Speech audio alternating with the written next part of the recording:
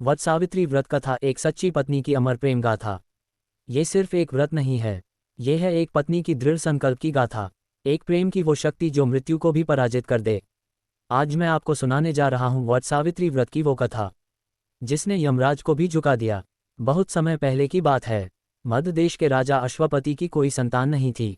उन्होंने घोर तप करके देवी सावित्री की उपासना की। देवी ने उन्हें आशीर्वाद दिया और एक तेजस्वी कन्या ने जन्म लिया। नाम रखा गया सावित्री। वो सिर्फ सुंदर ही नहीं, बुद्धिमान, निष्ठावान और तपस्विनी भी थी। हर कोई चाहता था कि सावित्री उनकी बहू बने, लेकिन सावित्री ने स्वयं पति चुनने का निश्चय किया। सावित्री एक दिन वन भ्रमण पर निकली। वहां उसने एक तेजस्वी युवक सत्यवान को देखा। वो एक वनवासी राजकुमार था जो अपने अंधे और निर्वासित पिता के साथ जंगल में रहता था। सावित्री ने उसे ही अपना जीवन साथी चुन लिया। जब नारद मुनि ने देखा कि सावित्री सत्यवान से विवाह करने जा रही है, तो उन्होंने चेतावनी दी, सावित्री सत्यवान एक बहुत ही अच्छा पुरुष है, लेकिन उसकी उम्र बहुत छोटी है, वो 1 साल के अंदर ही मर जाएगा।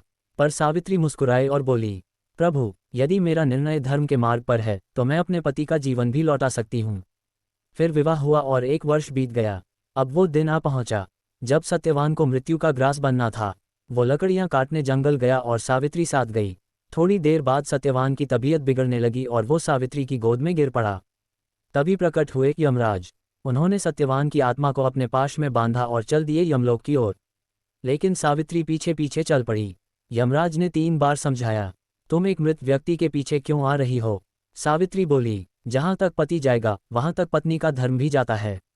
यमराज प्रभावित हुए। उन्होंने कहा, तू बुद्धिमान है सावित्री, मांग ले एक वरदान। सावित्री ने मांगा, मेरे ससुर का राज्य लौट आए। यमराज ने कहा, तथास्तु।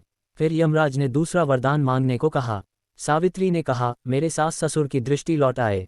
यमराज बोले, तथास्तु। तीसरी बार मांगा, मैं 100 पुत्रों की माता बनूं। यमराज ने तथास्तु कह दिया। लेकिन तुरंत सावित्री बोली, हे धर्मराज, यदि मेरे पति जीवित नहीं है तो मैं मां कैसे बन सकती हूँ? यमराज मुस्कुराए और सत्यवान को जीवनदान दे दिया। सत्यवान की आंखें खुलती हैं। सावित्री की गोद में। सावित्री की दृढ़ निष्ठा, उसका व्रत और उसका तप सफल हो चुका था। वो दिन था ज्येष्ठ मास की अमावस्या, और वहीं से शुरू हुआ वट सावित्री व्रत, जहां हर पत्नी अपने पति की लंबी उम्र की कामना करती है। बड़ वट वृक्ष की पूजा करें। सावित्री जैसी आस्था और शक्ति के साथ आज जब भी कोई स्त्री वट सावित्री का व्रत रखती है, वो सिर्फ एक रस्म नहीं निभा रही होती, वो पुनः दोहरा रही होती है एक अमर कथा, जहां प्रेम में वो शक्ति है जो मृत्यु को भी पराजित कर दे। अगर आपको ये कथा प्रेरणादायक लगी तो इस वीडियो को लाइक जरूर करें, अपने परिवार और मित्रों के साथ शेयर करें, और हमारे चैनल भक्ति में शक्ति को सब्सक्राइब करना न भूलें। धन्यवाद। जय माता दी, जय सावित्री।